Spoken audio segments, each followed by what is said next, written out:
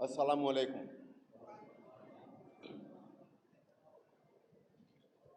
آج اتنی خوبصورت محفل دیکھتے ہوئے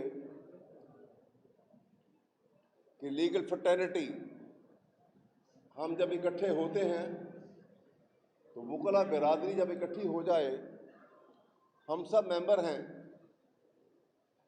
بار کونسل کے بار ایسوسیشن سے تعلق ہے، اور جب ہم کسی ایسی محفل میں ہوں کہ جو بار ایسوسیشن اور بار کے ممبران کی اور لیگل فٹرنیٹی کا فنکشن ہو، تو میں نہیں سمجھتا کہ میں اپنے کسی عہدے پہ اتراؤں۔ سب سے زیادہ عزت اور تکریم اگر ملی ہے تو وہ آپ کی نوازش سے، آپ کی خدمت کر کے جو مجھے محسوس ہوا ہے، کیونکہ لیگل فٹرنیٹی ایک ایسی لیگل فٹرنیٹی ہے پاکستان کی کہ جنہوں نے کارہائے نمایاں سر انجام دیے۔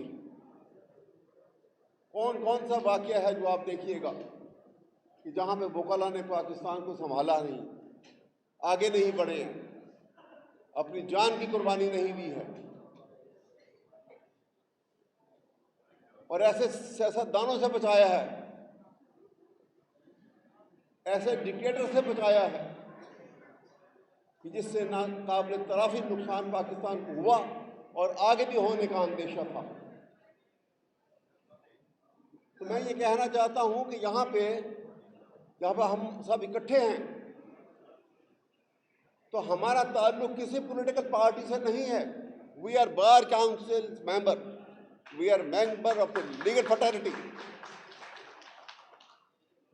اور ہم یہ چاہتے ہیں کہ جو بھی حکومت ہو پاکستان کی، وہ آئین کے مطابق، دستور کے مطابق، قانون کے مطابق اور قانون کی بالادستی کو ملحوظ خاطر رکھتے ہوئے یہاں پر حکومت کرے۔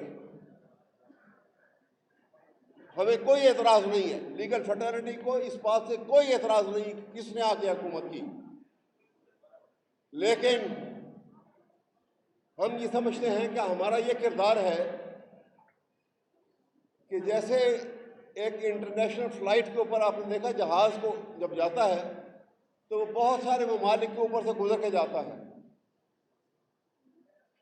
اور ایک ڈیفائنڈ پیسج ہے، ایک راستہ جو ڈیفائنڈ راستہ ہے، اس کے اوپر سے وہ گزر کے جاتا ہے۔ لیکن اگر وہ اپنے راستے سے کسی ایک ملک پہ اوپر سے گزرتے ہوئے رائٹ لیفٹ ہو جائے تو اس ملک کے انٹرسیپٹر جو ہیں وہ آن ایئر آ جائیں گے اور وائرلیس کے اوپر اس کو میسج دیں گے پائلٹ کو کہ اپنا راستہ درست کرو، otherwise we will shoot you down.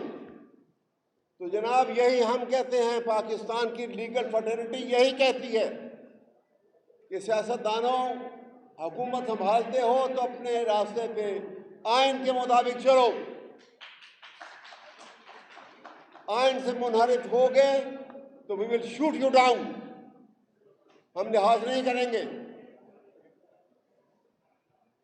تو آج مجھے یہ بھی خوشی ہے کہ میں اپنوں میں ہوں، اور دل چاہتا ہے کہ وہ باتیں جو دل کی باتیں ہیں آپ سے کروں۔ جیسے فیض نے کہا کہ حرف حق، وہ حرف حق کھٹکتے ہیں، وہ حرف حق دل میں کھٹکتے ہیں جو کانٹے کی طرح، آج اظہار کروں اور خلش مٹ جائے۔ جناب والا، آج کا ٹاپک جو دیا گیا ہے، supremacy of rule of law and independence of judiciary. اگر پاکستان میں آئین ہے اور آئین کی حکومت ہے تو قانون کی بالادستی کا نظام اور آزاد عدلیہ لازم و منظور ہے۔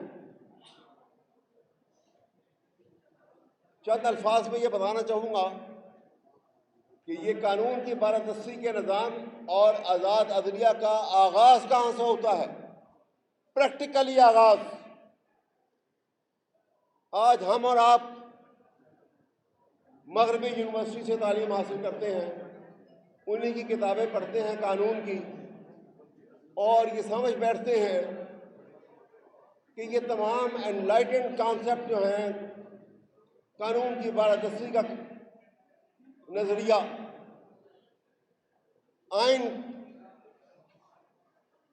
آئین کا نظریہ،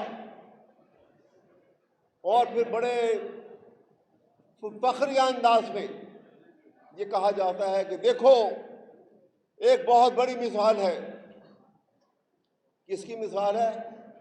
برطانیہ کی مثال ہے کہ وہاں پہ میگنا کارٹا 1215 میں چند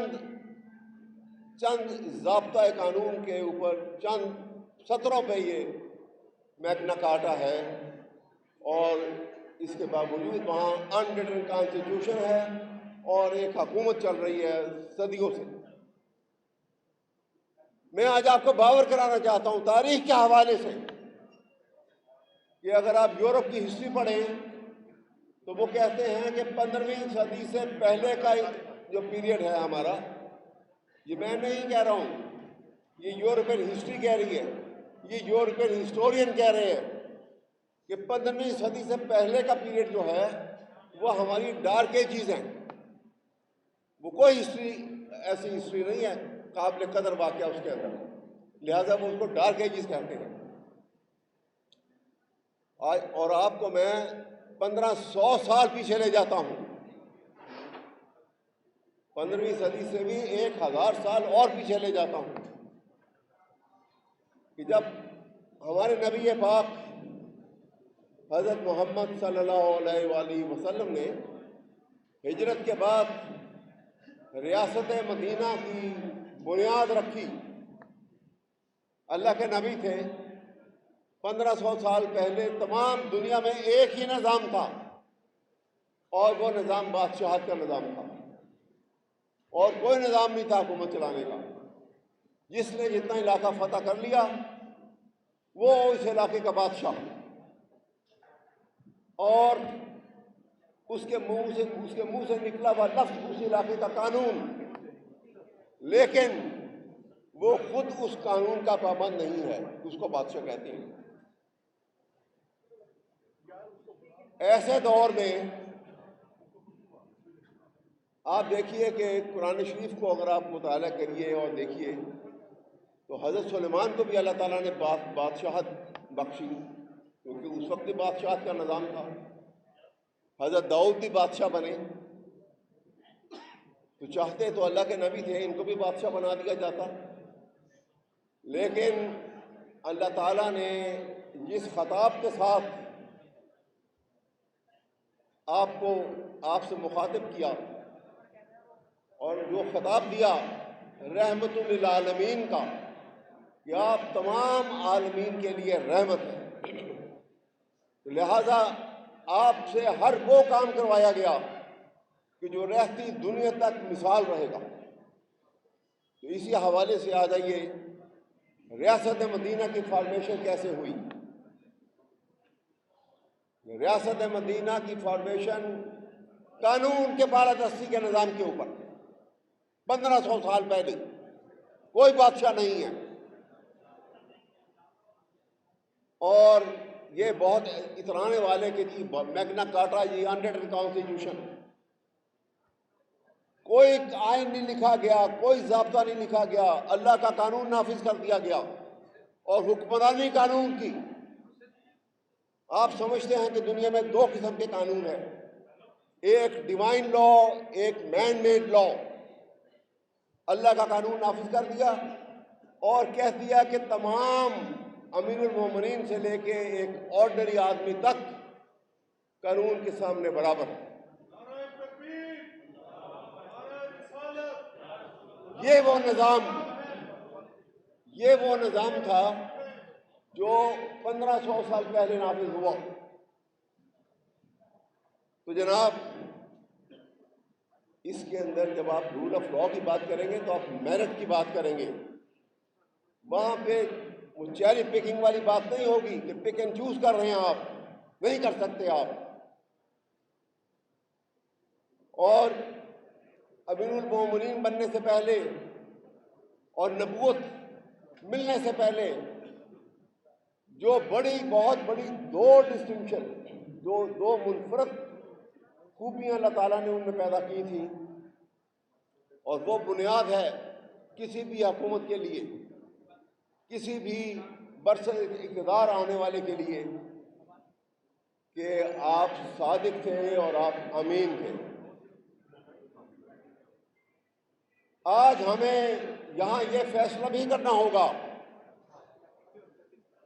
اور تہہ دل سے یہ فیصلہ کرنا ہوگا اور برملا یہ فیصلہ کرنا ہوگا کہ قومی خزانے کے اوپر جو ہاتھ ڈالے گا اور قومی خزانے کو لوٹ کے جو اپنی جائیدادیں بنائے گا،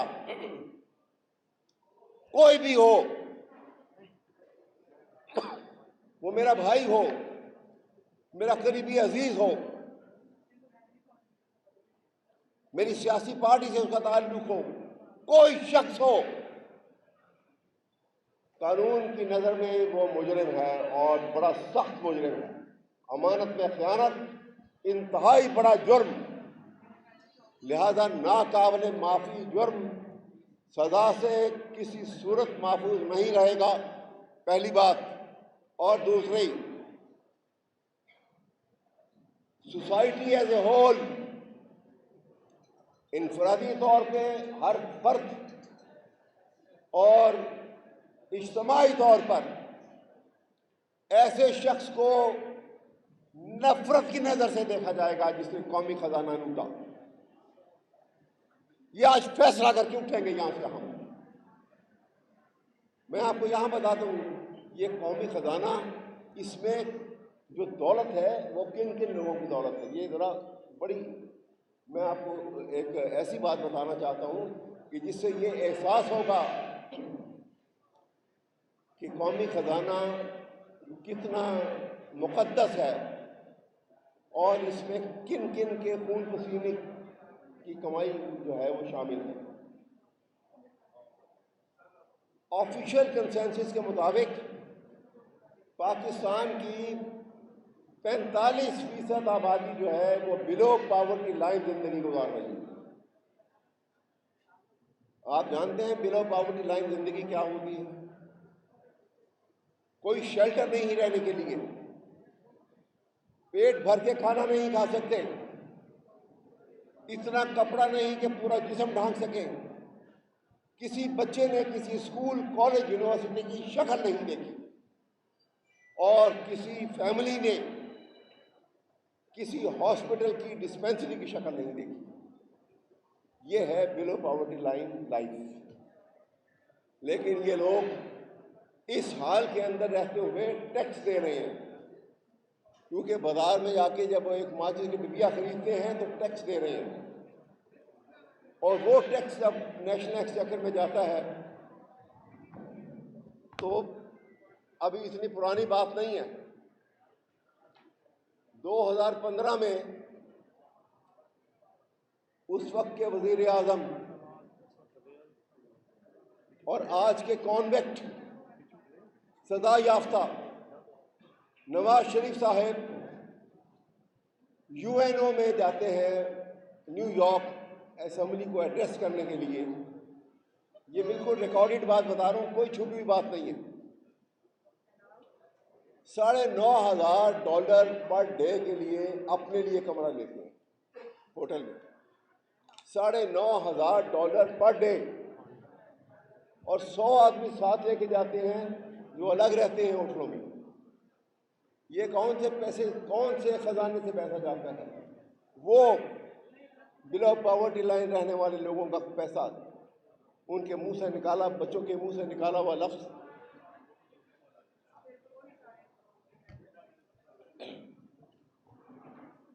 تو جناب، میرے کہنے کا مقصد یہ ہے کہ تاریخ بار بار آپ کو ایک ایسے مقام پہ کھڑا کرتی ہے، پاکستان کی وکلا کو، کہ جہاں پہ آپ نے وائٹل ڈیسیژن، بہت بڑے فیصلے کرنے ہیں اور بہت بڑے قدم اٹھانے ہیں پاکستان کو بچانے کے لیے. پاکستان کی سالمیت اور پاکستان کی بقا کے لیے۔ علامہ اقبال نے کہا تھا، nations are born in the heart of poet, they prosper and perish in the hands of politicians. ہمارا اور آپ کا یہ فرض ہے۔ اتفاق سے علامہ اقبال بھی قانون دان تھے، وکیل تھے، اور قائد اعظم جن کی زیر قیادت یہ ملک بنا اور پروان چڑھا، وہ بھی ایک وکیل تھے۔ تو آپ اور ہمارے کندھوں پہ ایک بہت بڑی ذمہ داری ہے اس حوالے سے۔ ایک دفعہ آپ یہ ذمہ داری نبھا چکے ہیں اور اتنے اچھے طریقے سے نبھائی آپ نے کہ ساری دنیا میں پاکستان کے لائرز موومنٹ کو مثال کے طور پر پیش کیا جاتا ہے۔ آپ نے اتھارٹیٹیولی، میں لفظ استعمال کر رہا ہوں کہ اتھارٹیٹیولی آپ نے ثابت کر دیا کہ جب بھی طاقت اور قانون آمنے سامنے آئیں گے مد مقابل، تو فتح قانون کی ہوگی۔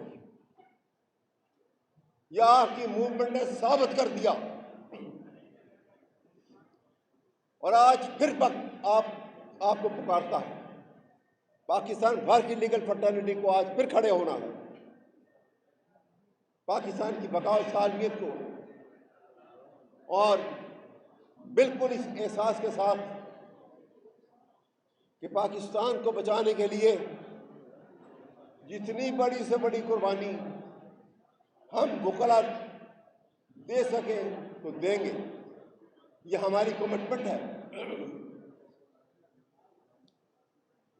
تو جناب، رول آف لا کو کہاں سے خرابی آئی ہمارے اندر؟ ہمارے اندر خرابی اس وقت آئی کہ جب رول آف لا کو سبسٹیچیوٹ کیا گیا، بدلا گیا رول آف اتھارٹی کے ساتھ۔ ایک طرف رول آف لا، دوسری طرف رول آف اتھارٹی۔ وہ قانون کے پارادستی کے نظام کو جب ختم کیا گیا تو پاکستان کے برے دن آئے، اور پھر وہ آسیلیشن آپ کے سامنے ہے، سول اینڈ ملٹری رول کی آسیلیشن، کہ ایک لمحے کے لیے، کچھ دیر کے لیے آپ کے پاس سول حکومت ہے، پھر ایک فوجی حکومت آ گئی، پھر سول حکومت آ گئی۔ تو خدا کا شکر ہے کہ آپ کی اس موومنٹ نے وہ دور ختم کر دیا، اور آج قانون کی بالادستی کا نظام پاکستان میں باقاعدہ طور کے اوپر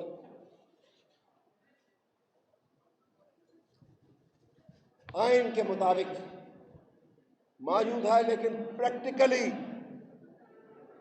پریکٹیکلی اس کو نافذ کرنے کے لیے آپ کو آگے بڑھنا ہے، آپ کو کھڑے ہونا ہے، آپ کو اسی طرح سے بڑے فیصلے کرنا ہے۔ یہ وقت کی پکار ہے، یہ پاکستان کی بقا کا مسئلہ ہے۔ اور یہاں پہ ہی بات آ جاتی ہے انڈیپینڈنس آف جوڈیشری۔ دیکھیے، اسٹیٹ جو ہے، مملکت جو ہے، وہ 3 ستونوں پہ کھڑی ہے: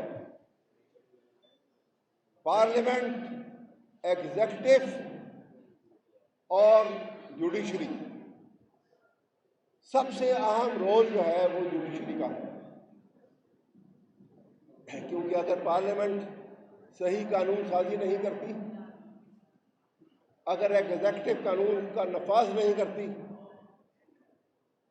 تو ساری ذمہ داری جوڈیشری پہ کہ انہوں نے قانون کا نفاذ کروانا ہے۔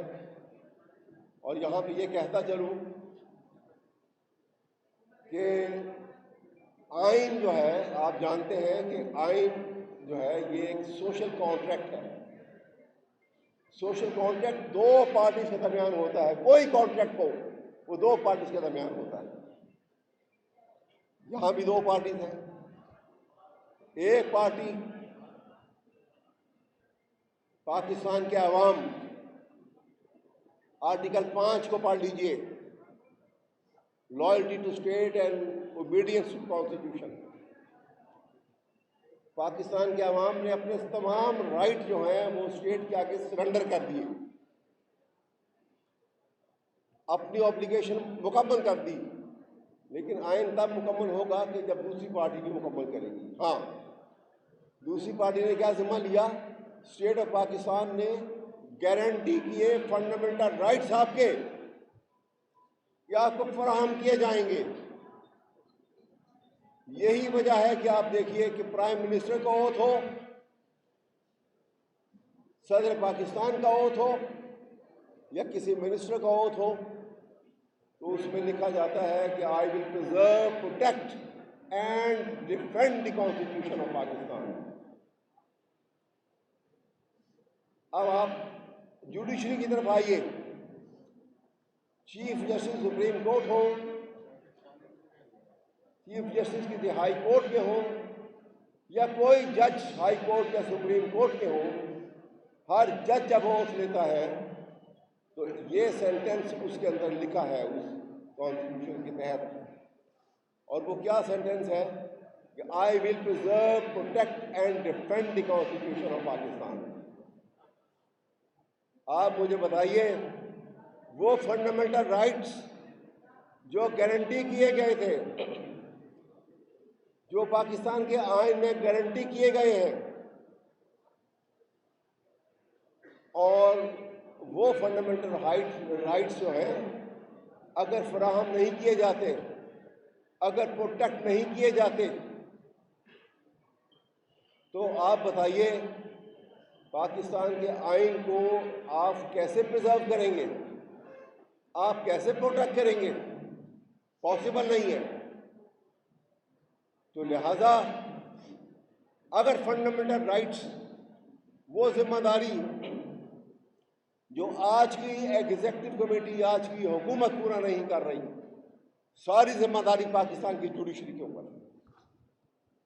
پاکستان کی جوڈیشری کے اوپر یہ لازم ہے کہ فنڈامنٹل رائٹس کو انفورس کرے اور ہر آدمی تک پہنچائے، چاہے اس کے لیے اس کو جوڈیشل ایکٹیویزم کرنا پڑے، کچھ بھی کرنا پڑے، اپنی آئینی ذمہ داری کو پورا کرنا ہے۔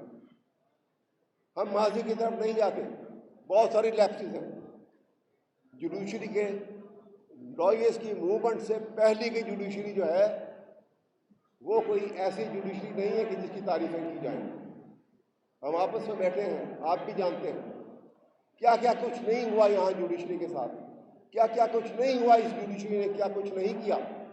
یہ پہلے کے واقعات ہیں، ہم اس میں ڈیٹیل نہیں جائیں گے، لیکن ایک بات کہوں گا، آج برسر اقتدار وہ لوگ ہیں جنہوں نے 1997 میں سپریم کورٹ کے اوپر باقاعدہ حملہ کیا تھا۔ اور ایک کتاب کا حوالہ دینا چاہتا ہوں آپ کو، کیونکہ میں اپنی طرف سے کوئی بات کہنا نہیں چاہتا۔ گوہر ایوب صاحب ایک کتاب لکھی انہوں نے، پاکستان کے فارن منسٹر بھی رہے، پاکستان کے اسپیکر بھی رہے نیشنل اسمبلی کے۔ ان کی کتاب کا نام ہے ان دی کوریڈور آف پاور۔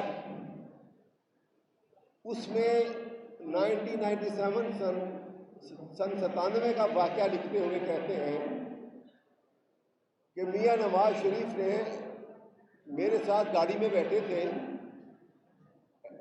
بطور پرائم منسٹر پاکستان، اور مجھے کہنے لگے، ان دنوں میں حالات جو تھے، جسٹس سجاد علی شاہ صاحب جو چیف جسٹس تھے، انہوں نے کنٹیمپٹ کا نوٹس بھی دیا ہوا تھا اور ان کے خلاف پروسیڈ کر رہے تھے۔ اور یہ جب وہ سپریم کورٹ کے اوپر حملہ کیا گیا، یہ اس سے کچھ عرصہ، کچھ ہفتے پہلے کی بات ہے۔ غالباً اس کتاب میں لکھا ہے کہ 5 سپٹمبر 1997 کا واقعہ انہوں نے کوٹ کیا ہوا ہے۔ کہتے ہیں میاں نواز شریف نے مجھے کہا کہ گوہر مجھے کچھ ایسا راستہ بتاؤ کہ میں ایک رات کے لیے پاکستان کے چیف جسٹس سجاد علی شاہ کو جیل میں بند کر دوں۔ یہ کتاب میں انورٹڈ کاموں میں لکھا ہے۔ یہ وہ فاشسٹ ذہنیت کے لوگ، کوئی قانون کا احترام نہیں ہے، اور یہی وجہ ہے کہ آج فاشسٹ، آپ نے دیکھا، سارے قانون کے تقاضے توڑ کے کانوکٹ جا کے انگلینڈ میں بیٹھے ہیں، اور ہم تمام وہ لوگ جو آئین پاکستان کے تحت بطور پرائم منسٹر، بطور فیڈرل منسٹر اوتھ لیتے ہیں، اور اوتھ میں تمام وہ باتیں جو اسٹیٹ سیکرٹ ہیں وہ آپ انڈر اوتھ ہیں، آپ کسی سے وہ ذکر نہیں کر سکتے، بتا نہیں سکتے، اور تمام ان باتوں کے مشورے اور وہ تاکہ باتیں جو ہیں وہ لندن میں جا کر ایک کانویکٹ سے مشورہ کیا جاتا ہے اور بتائی جاتی ہے۔ یہ خطرناک صورتحال ہے ہمارے لیے۔ بحیثیت پاکستانی سوچئے، بحیثیت ایک محب وطن سوچئے، انتہائی خطرناک صورتحال ہے۔ لہذا ہم یہ چاہیں گے کہ آج کے آپ کی اس کنونشن کے حوالے سے پاکستان بھر کے جوڈیشری کو پیغام دیں کہ از خود نوٹس لیں ان تمام باتوں کا۔ آرٹیکل 184(3) سپریم کورٹ کو یہ اختیار دیتا ہے اور یہ اجازت دیتا ہے کہ بغیر کسی کی پٹیشن کے سپریم کورٹ خود نوٹس لے سکتی ہے، اور یہ اتنے انتہائی خطرناک صورتحال ہے کہ اس کے ہمارے اسٹیٹ سیکرٹ جو ہیں وہ اسٹیٹ سیکرٹ نہیں رہے۔ آپ بتائیے اس ملک کا کیا حال ہوگا کہ جہاں سیکرٹ آپ کے جو ہیں وہ عیاں ہو جائیں غیروں کی زمین پر، ایسوں کو کہ جنہیں صرف اپنے پیسوں سے لگاؤ۔ ایک بات یاد رکھیے گا، یہ یونیورسل ٹروتھ ہے اس کے اندر، کہ جتنے سرمایہ دار ہوتے ہیں ان کا کوئی دین مذہب نہیں ہوتا، ان کا مذہب صرف ان کا پیسہ اور ان کے مانیٹری انٹرسٹ ہے، اس کے علاوہ ان کا کوئی انٹرسٹ نہیں۔ اس کے لیے یہ ہر چیز کر دیں گے، اور ہر بڑے سے بڑا پاکستان کا سیکرٹ جو ہے وہ اگر کسی جگہ یہ سیل آؤٹ کر دیں تو it won't be surprise for me at least. ہم سب کو we have to be on guard for this purpose. تو جناب میں آپ کے سامنے یہ بات اس لیے کر رہا ہوں کہ آنے والے وقت میں ہم نے ایک بڑا رول ادا کرنا ہے، ایک بہت بڑا رول۔ جب لوئرز موومنٹ چل رہی تھی تو ہم اور آپ جب اکٹھے ہوتے تھے اور اسی طرح کنونشن ہوتی تھی تو ہم کہتے تھے کہ we are passing through the defining moment of history. آج میں آپ سے کہتا ہوں کہ we are passing through the deciding moment of history. فیصلہ کرنا ہے اور آج ہی فیصلہ کرنا ہے۔ ہم نے فیصلہ کر کے جانا ہے یہاں سے، اور فیصلہ پاکستان کی بقا اور سالمیت کا ہوا ہے۔ یہ فیصلہ کسی پولیٹیکل پارٹی کے حق کا نہیں فیصلہ، جس میں پاکستان کی سالمیت، پاکستان کی سوورنٹی کی حفاظت اور پاکستان کی مسلح افواج کی ایز سچ عظمت۔ یہ کنٹروورسی جو بنائی جا رہی ہے، کون ہے جو پاکستان کی مسلح افواج کو برا کہے گا؟ کوئی کہہ سکتا ہے؟ ممکن نہیں ہے۔ جو کارہائے نمایاں سال انجام دیے ہیں پاکستان کی افواج میں، کون بھلا سکتا ہے؟ جو قربانیاں دی ہیں کون پہلو تہی کر سکتا ہے اس سے؟ لیکن یہ ایک بہت بڑا پروپیگنڈا ہے جو دوسروں کے نام سے بار بار میڈیا میں ان کا نام لے لے کے فوجیوں کا، اور یہ ایک پروپیگنڈا کیا جا رہا ہے۔ پاکستان اگر ایک اکائی میں قائم ہے تو اللہ کے بعد یہ بنہون منت ہے پاکستان کی مسلح افواج کی۔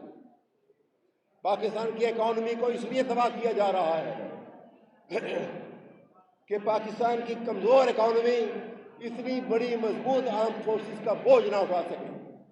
یہ کانسپریسی ہے، سمجھنے کی کوشش کیجیے اس کو، اور انشاءاللہ تعالی وہ وقت دور نہیں ہے کہ پاکستان اس کرائسس سے باہر نکلے گا اور جب باہر نکلے گا تو ہمارا خون پسینہ بھی اس کے اندر شامل ہوگا. تو جناب میں ایک شعر سے آپ سے اجازت چاہوں گا کہ اپنے ہاتھوں میں لیے شمع یقین آئیں گے، اب پیغمبر نہیں آئیں گے، ہم ہی آئیں گے.